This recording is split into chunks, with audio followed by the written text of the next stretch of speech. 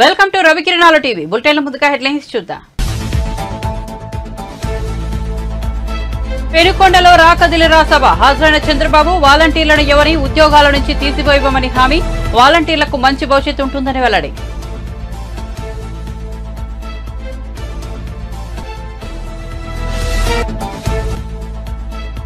LB స్టేడియంలో ఉద్యోగ నియామక పత్రాలు అందించే కార్యక్రమంలో పాల్గొన్న సీఎం రేవంత్ రెడ్డి, కేసీఆర్ కేటీఆర్ ఉద్యోగాలు ఊడగొట్టారు కాబట్టే మీకు ఉద్యోగాలు వచ్చాయని వెల్లడి.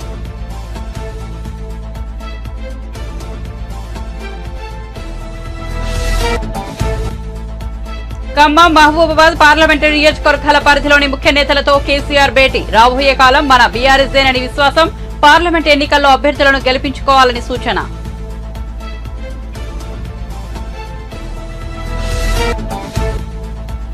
తల్లిని జుట్టుపట్టి ఈడ్చి తండ్రిని కొడుతూ ఏపీలో ఓ కొడుకు దాష్టికం, 3 ఎకరాల భూమి తమ్ముడికి రాసిచ్చారని గొడవ, కొట్టొద్దని వేడుకుంటున్నా వినిపించుకొని కసాయి కొడుకు, దాడిని అడ్డుకోకుండా చూస్తూ నిల్చున్న జనం. ఇక వార్త వివరాల్లోకి వెళ్తే టీడీపీ అధినేత చంద్రబాబు నాయుడు పెనుకొండ రాకదిలిరా సభలో వాలంటీర్ల ప్రస్తావన తీసుకొచ్చారు. టీడీపీ హయాంలో యువతకు ఉద్యోగ అవకాశాలు ఎలా ఉన్నాయి, ఈ 5 ఏళ్ల పాలనలో ఉద్యోగాల కల్పన ఎలా ఉంది అని ప్రశ్నించారు. వైసీపీ పాలనలో ఒకరికైనా ఉద్యోగం వచ్చిందా? నేను ఐటీ ఉద్యోగాలు ఇస్తే జగన్ వాలంటీర్ ఉద్యోగాలు ఇచ్చారంటూ చంద్రబాబు విమర్శించారు. టీడీపీ జనసేన అధికారంలోకి వచ్చినా వాలంటీర్ వ్యవస్థ ఉంటుందని, ఎవరిని ఉద్యోగం నుంచి తొలగించబోమని స్పష్టం చేశారు. అయితే వాలంటీర్లు వైసీపీ కోసం పనిచేయవద్దని కోరుతున్నారని అన్నారు. వాలంటీర్లకు మంచి భవిష్యత్తు ఉంటుందని, వారికి న్యాయం చేస్తామని చంద్రబాబు హామీ ఇచ్చారు.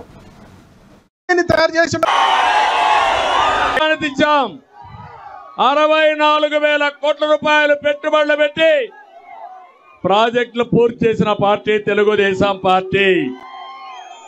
రాయలసీమ ఖర్చు పెట్టాం.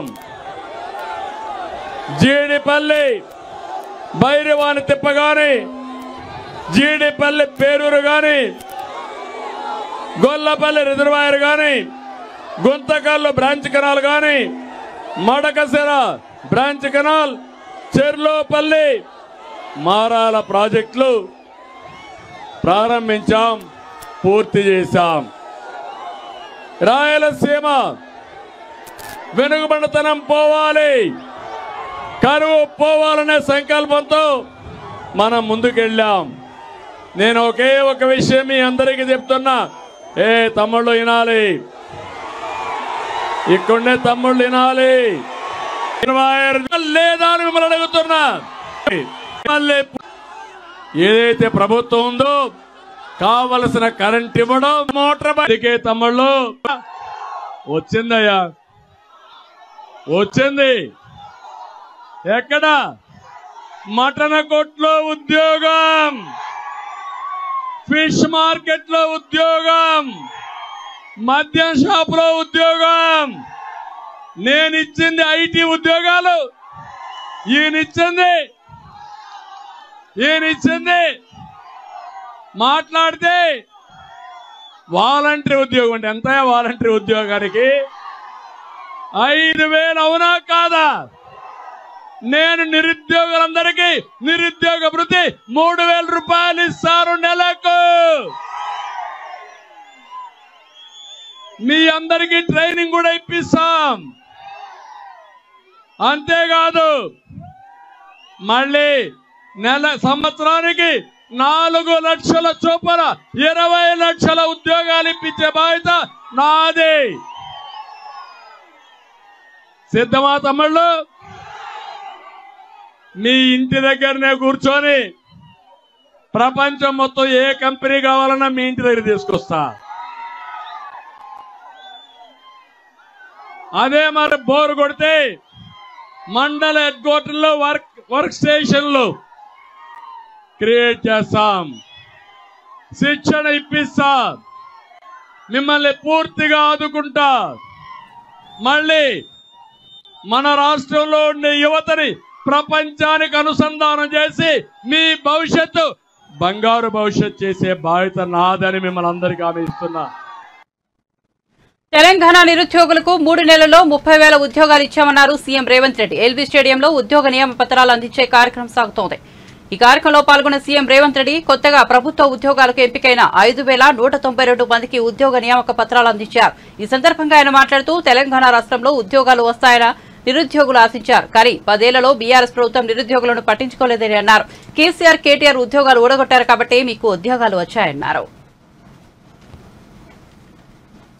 శ్రీమతి ప్రియాంక గాంధీ గారి సమక్షంలో సోషల్ వెల్ఫేర్ టీచర్స్ తో పాటు ఈ రాష్ట్రంలో మా ఉద్యోగాలు మాకు వస్తాయి. ఆ ఉద్యోగాల ద్వారా భవిష్యత్ తరాలకు సంబంధించిన దళితులు, గిరిజనులు, ఆదివాసీలు, బలహీన వర్గాలు, మైనారిటీల పిల్లలకు చదువులు చెప్తారు. తద్వారా వాళ్ళు దేశ అభివృద్ధిలో భాగస్వాములు అవుతారు అని చెప్పి వాళ్ళు ఆత్మ బలిదానాలు చేసుకున్నారు.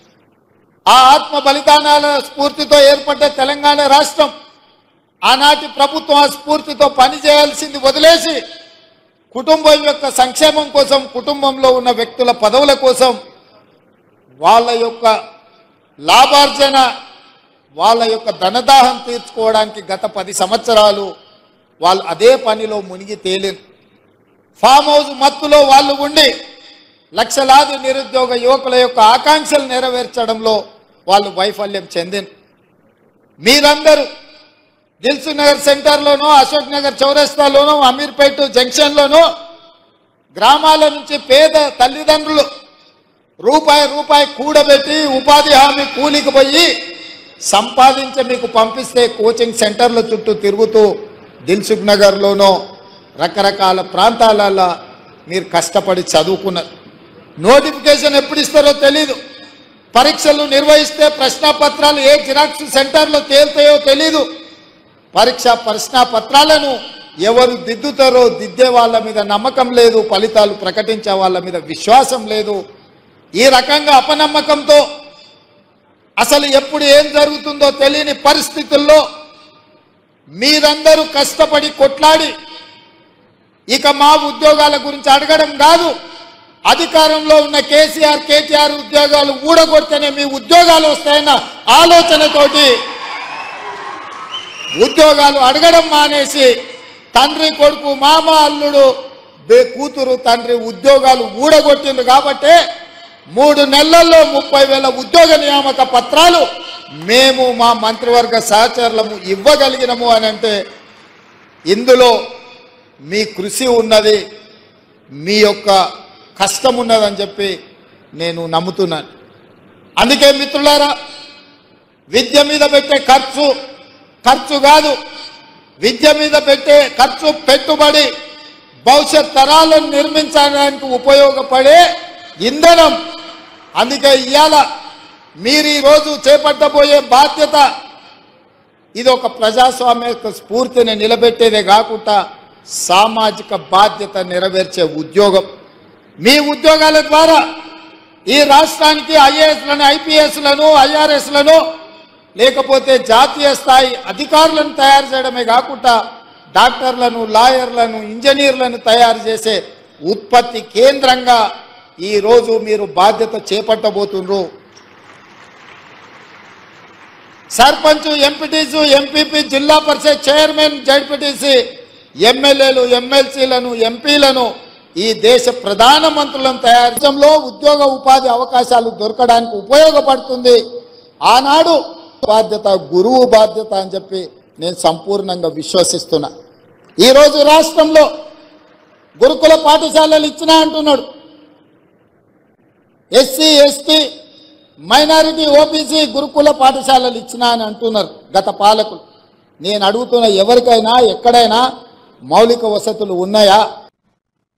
కాంగ్రెస్ ప్రభుత్వానికి పాలనపై ఏమాత్రం అవగాహన లేదని బీఆర్ఎస్ అధినేత మాజీ ముఖ్యమంత్రి కేసీఆర్ విమర్శించారు. తెలంగాణ భవన్లో ఖమ్మం, మహబూబాబాద్ పార్లమెంటు నియోజకవర్గ పరిధిలోని ముఖ్య నేతలతో ఆయన సోమవారం సమావేశమయ్యారు. ఈ సందర్భంగా మాట్లాడుతూ రాబోయే కాలం మన బీఆర్ఎస్దేనని విశ్వాసం వ్యక్తం చేశారు. కరీంనగర్ తర్వాత ఖమ్మంలో భారీ బహిరంగ సభ ఉంటుందన్నారు. పార్టీ నేతలు కలిసికట్టుగా పనిచేసి రానున్న పార్లమెంట్ ఎన్నికల్లో అభ్యర్థులను గెలిపించుకోవాలని సూచించారు. ప్రతి అసెంబ్లీ నియోజకవర్గానికి 3 సమన్వయ కమిటీ ఉండాలని సూచించారు.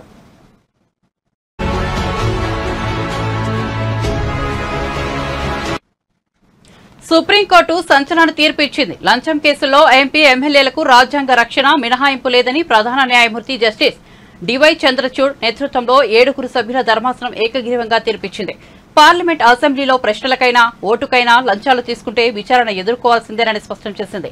1998లో పివి నరసింహారావు కేసులో ఇచ్చిన తీర్పును కొట్టివేస్తూ తాజాగా సరికొత్త తీర్పు ఇచ్చింది. చట్టసభల సభ్యుడు లంచం ఇవ్వడం ప్రజా జీవితంలో విశ్వసనీయతను దెబ్బతీస్తుందని, లంచాలు తీసుకోవడం నేరమని ఈ సందర్భంగా సుప్రీంకోర్టు పేర్కొంది. 1993లో అప్పటి ప్రధాని పివి నరసింహారావు ప్రభుత్వం అవిశ్వాసాన్ని ఎదుర్కొంది.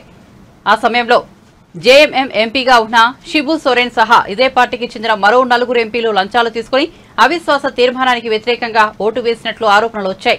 వీరి మద్దతుతో మైనార్టీలో ఉన్నప్పటికీ పీవీ ప్రభుత్వం గట్టెక్కింది. ఆ తర్వాత సోరెన్ సహా 5 ఎంపీలపై సీబీఐ కేసు నమోదు చేసింది. కాంగ్రెస్ పార్టీ నేతలు ప్రజలను మభ్యపెట్టి అధికారంలోకి వచ్చారని మాజీ మంత్రి బీఆర్ఎస్ ఎమ్మెల్యే కేటీఆర్ విమర్శించారు. ప్రతిపక్షంలో ఉన్నప్పుడు ఒకలాగా, అధికారంలోకి వచ్చాక మరోలా మాట్లాడుతూ ప్రజలను మోసం చేశారని తీవ్రంగా మండిపడ్డారు. ఈ మేరకు సోమవారం బీఆర్ఎస్ రాష్ట్ర కార్యాలయం తెలంగాణ భవన్లో కేటీఆర్ మీడియా సమావేశం ఏర్పాటు చేసి మాట్లాడారు. కాంగ్రెస్ ప్రభుత్వం కూడా తమ ప్రభుత్వం అనుసరించిన విధానాలను అనుసరిస్తోందని, తద్వారా గత బీఆర్ఎస్ ప్రభుత్వం చేసింది కరెక్టేనని చెప్పకనే చెబుతోందని అన్నారు. దీనికి ఎల్ఆర్ఎస్ ను ఉదాహరణగా పేర్కొన్నారు. గతంలో ఎల్ఆర్ఎస్ కట్టొద్దన్న నేతలు నేడు గడువు విధించి మరీ వసూలు చేయాలని నిర్ణయించారని ఆరోపించారు. గెలవడానికేమో అడ్డగోలుగా హామీలు ఇచ్చారు. ఎన్నికల్లో గెలవడానికి, అధికారంలోకి రావడానికి నోటికొచ్చిన హామీలు ఇవ్వడం, దాదాపుగా మొత్తం కలిపినట్టయితే 420 హామీలు ఇచ్చి తర్వాత 6 గ్యారంటీలని మరి నమ్మబలికి 100 రోజుల్లో 6 గ్యారంటీలు, మిగతా 414 5 సంవత్సరాల కాలంలో చేస్తామని చెప్పి నమ్మబలికి, ఆనాడు టీఆర్ఎస్ పార్టీ అధికారంలో ఉన్నప్పుడు మరి ఏదైనా కార్యక్రమం తెస్తే దాని మీద నోటికొచ్చినట్టు మాట్లాడి ప్రజల్ని ఆ రోజు గందరగోళం చేసి మళ్ళీ ఈరోజు అవే పథకాలని, అవే కార్యక్రమాలను కొనసాగించే ప్రయత్నం కాంగ్రెస్ పార్టీ చేస్తూ ఉన్నది. ఇందుకు తాజా ఉదాహరణ ఎల్ఆర్ఎస్ స్కీమ్ పైన కాంగ్రెస్ పార్టీ విధానం. లేఅవుట్ రెగ్యులరైజేషన్ స్కీమ్ ఏదైతే ఉన్నదో దీనికి సంబంధించి వాళ్ళ కాంగ్రెస్ పార్టీ ఏ రకమైన వైఖరి అవలంబిస్తున్నదో ఒక్కసారి మీకు ఎక్స్ప్లెయిన్ చేయాల్సిన బాధ్యత మా మీద ఉన్నది. ప్రజలను కూడా అలర్ట్ చేయాల్సిన బాధ్యత మా మీద ఉన్నది. ఆనాడు ఎల్ఆర్ఎస్ బీఆర్ఎస్ ప్రభుత్వం తీసుకొచ్చినప్పుడు 2020 ఆగస్టు 31 నుంచి అక్టోబర్ 31 వరకు దరఖాస్తులు ఆహ్వానించడం జరిగింది.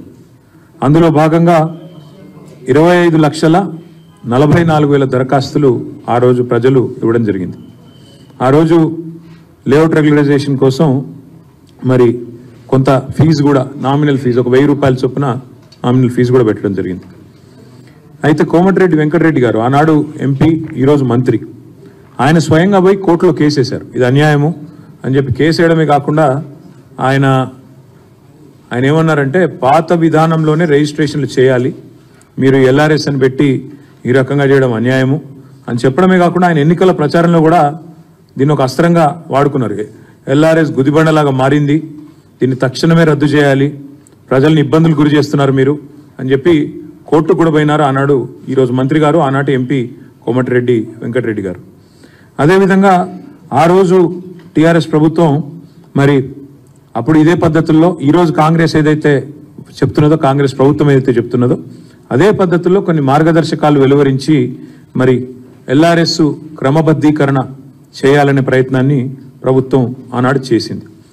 చేస్తే ఆ రోజు గౌరవనీయులు ప్రస్తుత ఉప ముఖ్యమంత్రి బట్టి విక్రమార్క గారు అన్నమాట, వారు ఏమన్నారంటే వచ్చేది మా ప్రభుత్వమే, ఎల్ఆర్ఎస్ను రద్దు చేసేస్తాము, చాలా దుర్మార్గమైన విధానం ఇది ఎల్ఆర్ఎస్ అనేది, అసలు ఎల్ఆర్ఎస్ ఎవరు కట్టవద్దు అని చెప్పి బట్టి విక్రమార్క గారు ఆనాడు సిఎల్పి నాయకుడిగా శాసనసభలోనే మీడియా పాయింట్లో ఇది హేతుబద్ధంగా లేదు, కాంగ్రెస్ అభ్యంతరాలు వ్యక్తం చేస్తే సవరణలు చేస్తామన్నారు మీరు, కానీ జీవో ప్రకటించినారు. ఇప్పటికే న్యాయ పోరాటం చేస్తున్న వెంకటరెడ్డి గారికి నేను సంఘీభావం చెప్తా ఉన్నాను, హైకోర్టులో బిల్లు కూడా వేస్తున్నా అని అది చెప్పినారు. చెప్పడంతో పాటు అసలు ఎల్ఆర్ఎస్ రద్దు చేస్తాము, ఎవరు కట్టవద్దు అని బట్టి విక్రమార్క గారు కూడా చాలా స్పష్టంగా కామెంట్ చేసినారు. సరే, ఇక కాంగ్రెస్ పార్టీలో తలా ఒక నాయకుడు తలా ఒక మాట మాట్లాడతారు కాబట్టి ఉత్తమ్ కుమార్ రెడ్డి గారు ఆనాడు మాజీ పిసిసి ప్రెసిడెంట్, ప్రస్తుత మంత్రి గారు, ఆయన అన్న మాట ఏమంటే నో ఎల్ఆర్ఎస్ నో టీఆర్ఎస్, అసలు టీఆర్ఎస్ అనే పార్టీ ఉండకూడదు, ఎల్ఆర్ఎస్ అనేది కూడా మనం చేయకూడదు అని. కుటుంబ పార్టీలో ఉండేది రెండేనని, అవి జూట్ లూట్ అని ప్రధాని నరేంద్ర మోదీ అన్నారు. బీఆర్ఎస్ కాంగ్రెస్ పార్టీ రెండు ఒకటేనని చెప్పారు. ఇవాళ ఆదిలాబాద్ లో బీజేపీ తలపెట్టిన విజయ సంకల్ప సభకు ముఖ్య అతిథిగా మోదీ హాజరయ్యారు. నా కుటుంబ సభ్యులందరికీ నమస్కారం అంటూ మోడీ తెలుగులో ప్రసంగం ప్రారంభించారు. ఈ సందర్భంగా ప్రధాని మాట్లాడుతూ బీఆర్ఎస్ సర్కార్ పోయి కాంగ్రెస్ అధికారంలోకి వచ్చిందని, అది తప్ప ఏ మార్పు రాలేదని అన్నారు. కాళేశ్వరం ప్రాజెక్టులో అవినీతి జరిగిందన్న కాంగ్రెస్ సర్కార్ ఇప్పుడేం చేస్తోందని ప్రశ్నించారు. కాళేశ్వరం ప్రాజెక్టులో మీరు తిన్నారు అంటే మీరు తిన్నారు అనుకుంటున్నారని అన్నారు. కాళేశ్వరం అవినీతిపై విచారణ జరిపిస్తామని ఎన్నికలకు ముందు చెప్పిన కాంగ్రెస్ పార్టీ ఇంతవరకు ఆ పని చేయలేదని అన్నారు.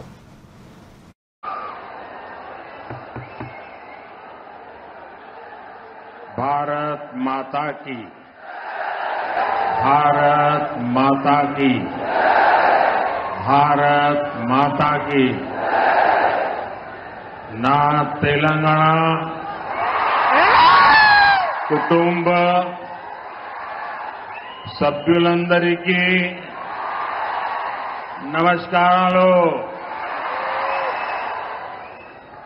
आप सभी विकास के इस उत्सव में इतनी बड़ी संख्या में आए हैं.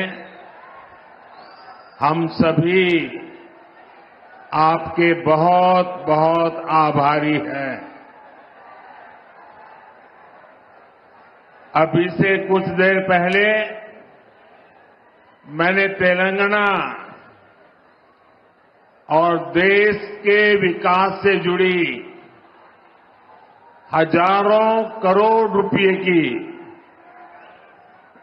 विकास परियोजनाओं का लोकार्पण और शिलान्यास किया है.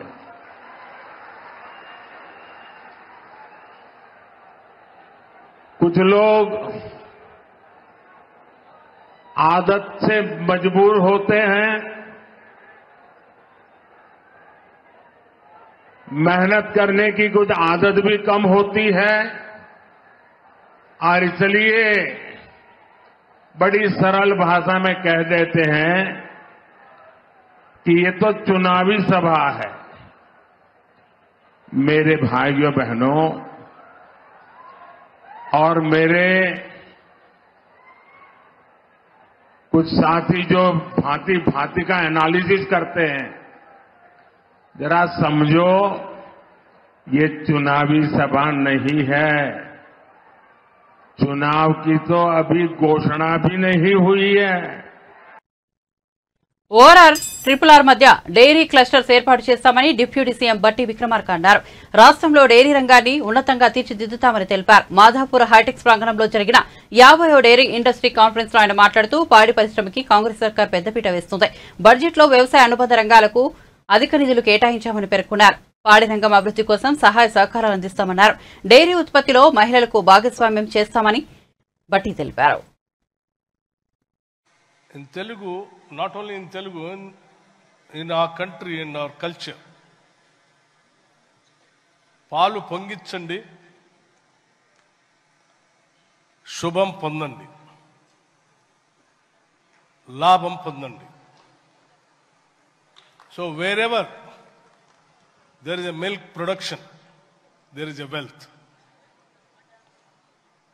So it has become a part of our culture. As far as Telangana is concerned, ours is also largest agriculture economy. And we have been encouraging the dairy industry. And as you all aware that 70% of the dairy industry labor is mostly from the women sector. We have a self-help groups, which is the largest organized sector in this state. We have a support system also by name Indira Kranti Patham. Through this IKP, we have been encouraging women in the state to get into more and more dairy industry. I wholeheartedly congratulate for celebrating Platinum Jubilee 75 years of our organization and welcoming wholeheartedly also to celebrate in this city of pearls and city of love also. You know, the other name of Hyderabad is Bhagyanagar, which is also has come from a beautiful love story of Hyderabad, the then Kulik Qutub Shahis and Bhagamati. The city is known for warmth and welcoming many of the cultures, many of the industries, and it wholeheartedly welcomed throughout the world also. Nagar Kurnool Lok Sabha సీటును తనకు ఇస్తానని ముఖ్యమంత్రి రేవంత్ రెడ్డి చెప్పారని Congress party senior నాయకుడు మల్లు రవి అన్నారు. రానున్న parliament ఎన్నికల్లో ఈ టికెట్ను తనకు ఇస్తారనే గ్యారంటీ ఉందన్నారు.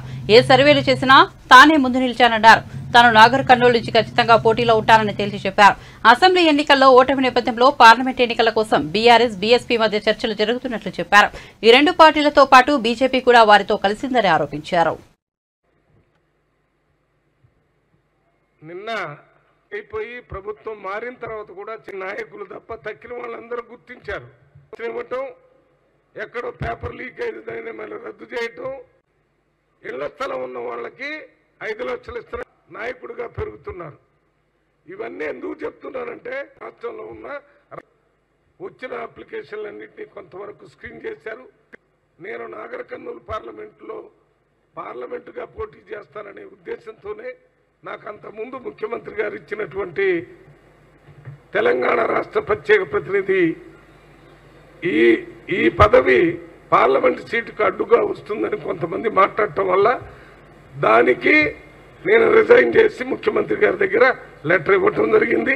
ముఖ్యమంత్రి గారితో మాట్లాడటం జరిగింది. ముఖ్యమంత్రి గారు స్పష్టంగా ఉన్నారు, నాగర్ కర్నూలు పార్లమెంట్ సీట్లో మల్లు రవి క్లియర్గా అభ్యర్థిగా ఉంటాడని తెలియజేయటం జరిగింది. మరి ఈ ప్రక్రియ జరగాలి కాబట్టి జరిగిన తర్వాత 100కి 100 కాంగ్రెస్ పార్టీ టికెట్ ఇస్తుంది అనుకుంటాను. ఇవ్వకుండా ఉండటానికి ఒక్క కారణం కనపడటం లేదు. ఎందుకనంటే నేను 91 నుంచి ఎంపీగా ఉన్నాను కాంగ్రెస్ పార్టీలో, 98లో ఎంపీ అయ్యాను, మళ్ళీ ఎమ్మెల్యే అయ్యాను. MP, MLA, ex MP, ex MLA, general secretary, vice president, senior vice president, ఏ పదవిలో ఉన్నా కాంగ్రెస్ పార్టీ కోసమే పనిచేశాను. నిన్న మొన్న సరే ఉన్నటువంటి 10 సంవత్సరాల్లో కాంగ్రెస్ పార్టీని అధికారంలో తీసుకొని రావడానికి నా వంతు కృషి నిరంతరం చేస్తూ, అంతకుముందు ఉన్నటువంటి ఉత్తమ్ కుమార్ రెడ్డి పిసిసి ప్రెసిడెంట్గా ఆయనతోని, రేవంత్ రెడ్డి గారు పిసిసి అధ్యక్షుడిగా ఆయనతోని కలిసి పనిచేశాను. మరి అనుకున్నట్టుగానే ప్రభుత్వంలోకి కాంగ్రెస్ పార్టీ వచ్చింది. ఇప్పుడు పార్లమెంటులో ఎన్నికలు ఉన్నాయి కాబట్టి నేను పార్లమెంట్ సభ్యుడిగా పోటీ చేస్తానని చెప్పాను. దానికి అందరూ అనుకూలంగా ఉన్నారు. తప్పనిసరిగా ఈ ప్రాసెస్ అయిపోయిన తర్వాత టికెట్ వస్తుంది. ముఖ్యంగా నాగర్ కర్నూలులో ఉన్నటువంటి కార్యకర్తలు కానీ నాయకులు కానీ టికెట్ గురించి ఆలోచన చేయాల్సిన అవసరం లేదు. పూర్తి స్థాయిలో నమ్మకం కలిగే విధంగానే కాంగ్రెస్ పార్టీ హైకమాండ్ నాకు మాట చెప్పారనే విషయాన్ని కార్యకర్తలకి మీడియా ద్వారా తెలియజేస్తున్నాను.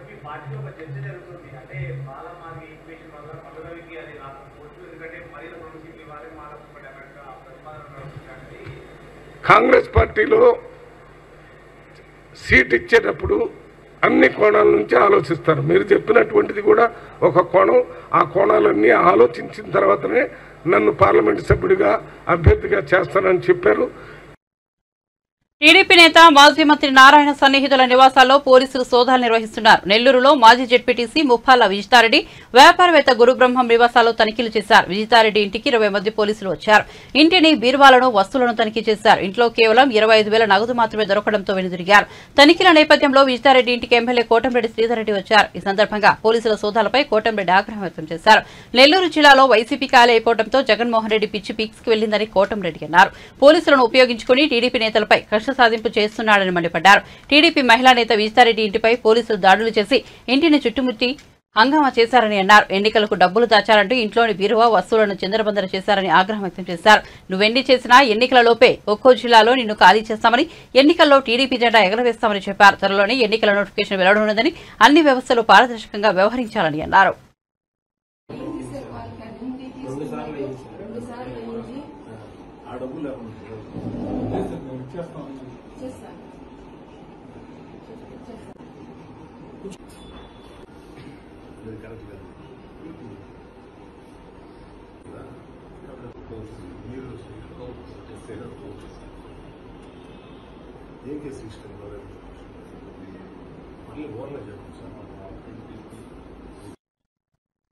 మూడు ఎకరాల భూమి కోసం కనీ పెంచిన తండ్రిదండ్రులపైనే దాడి చేశాడు కొడుకు. తల్లిని జుట్టుపట్టి లాగి కింద పడేసి తండ్రిని కొట్టాడు. వృద్ధులైన తల్లిదండ్రులు కన్నీళ్లతో వేడుకుంటున్నా కనికరించలేదు. చుట్టుపక్కల జనం చూస్తూ నిలబడ్డారే తప్ప ఒక్కరూ ఆ వృద్ధులకు సాయం రాలేదు. ఆ కసాయి కొడుకును నిలవరించలేదు. ఏపీలోని అన్నమయ్య జిల్లాలో ఈ దారుణం చోటు చేసుకుంది. ఈ ఘటనకు సంబంధించిన వీడియో వైరల్ కావడంతో స్పందించిన పోలీసులు ఆసుపత్రిలో చికిత్స పొందుతున్న వృద్ధులను ప్రశ్నించి వివరాలు తెలుసుకున్నారు. వారి ఫిర్యాదుతో కసాయి కొడుకును అరెస్ట్ చేశారు. పోలీసులు తెలిపిన వివరాల ప్రకారం అన్నమయ్య జిల్లాలోని బి కొత్తకోట మండలం గుంతవారిపల్లెకు చెందిన వెంకటరమణారెడ్డి, లక్ష్మయ్యలు మదనపల్లిలోని అయోధ్య నగర్లో ఓ కళ్యాణ మండపంలో పనిచేస్తూ జీవిస్తున్నారు. ఈ దంపతులకు 2 కుమారులు కాగా పెద్ద కుమారుడు మనోహర్ రెడ్డి ఊరిలో వ్యవసాయం చేస్తున్నాడు. చిన్న కుమారుడు శ్రీనివాసులరెడ్డి మదనపల్లిలో చేనేత కార్మికుడిగా పనిచేస్తున్నారు. కుటుంబ ఆస్తి 3 ఎకరాలను తమ్ముడికి రాసిచ్చారని మనోహర్ రెడ్డి తల్లిదండ్రులతో గొడవ పడుతున్నాడు. ఈ నెల 2న తల్లిదండ్రులతో గొడవపడి దాడి చేశారు. తల్లి జుట్టు పట్టుకుని ఈడ్చుకెళ్తూ పిడిగుద్దులు కురిపించారు. అడ్డుకున్న తండ్రి గుండెలపై తన్ని చెంపలపై కొట్టాడు. వీధిలో అందరూ చూస్తూ నిలబడ్డారే తప్ప ఎవరూ అడ్డుకోలేదు. గుర్తు తెలియని వ్యక్తులు రికార్డు చేసిన ఈ సంఘటన వీడియో వైరల్ కావడంతో పోలీసులు స్పందించారు. వృద్ధుల ఫిర్యాదు మేరకు శ్రీనివాసరెడ్డిని అదుపులోకి తీసుకున్నారు. ఆసుపత్రిలో చికిత్స పొందుతున్న వెంకటరమణారెడ్డి, లక్ష్మమ్మ దంపతులను ప్రశ్నించారు. నిందితుడు శ్రీనివాసరెడ్డిపై ఐపీసీ సెక్షన్ 324, 506 సెక్షన్ల కింద కేసు నమోదు చేశామన్నారు. తల్లిదండ్రులను సరిగ్గా చూసుకోకుండా ఆస్తి కోసం వేధించినా, దాడి చేసినా అరెస్ట్ చేసి జైలుకు పంపిస్తామని హెచ్చరించారు. ఇలాంటి ఘటనలు ఎక్కడ జరిగినా పోలీసులకు సమాచారం ఇవ్వాలని ప్రజలకు విజ్ఞప్తి చేశారు.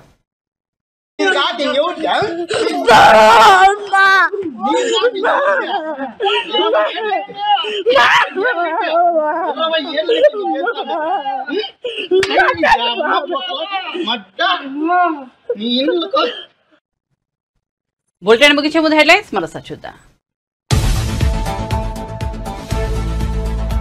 పెనుకొండలో రాకదిల్లుల సభ హాజరైన చంద్రబాబు. వాలంటీర్లను ఎవరి ఉద్యోగాల నుంచి తీసేయబోమని హామీ.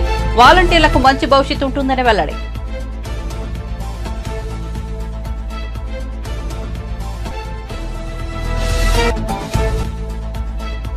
ఎల్బీ స్టేడియంలో ఉద్యోగ నియామక పత్రాలు అందించే కార్యక్రమంలో పాల్గొన్న సీఎం రేవంత్ రెడ్డి. కేసీఆర్, కేటీఆర్ ఉద్యోగాలు ఊడగొట్టారు కాబట్టే మీకు ఉద్యోగాలు వచ్చాయని వెల్లడి.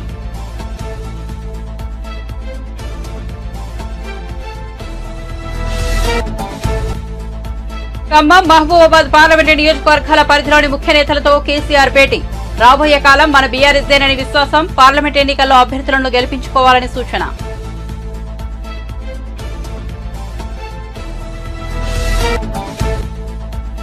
తల్లిని జుట్టుపట్టి ఈడ్చి తండ్రిని కొడుతూ ఏపీలో ఓ కొడుకు దాష్టిక. 3 ఎకరాల భూమి తమ్ముడికి రాసిచ్చారని గొడవ. కొట్టొద్దని వేడుకుంటున్నా వినిపించుకొని కసాయి కొడుకు. దాడిని అడ్డుకుంటూ చూస్తూ నిలుచున్న జనం. మరిన్ని అప్డేట్స్ కోసం చూస్తూనే ఉండండి రవికిరణాలు టీవీ.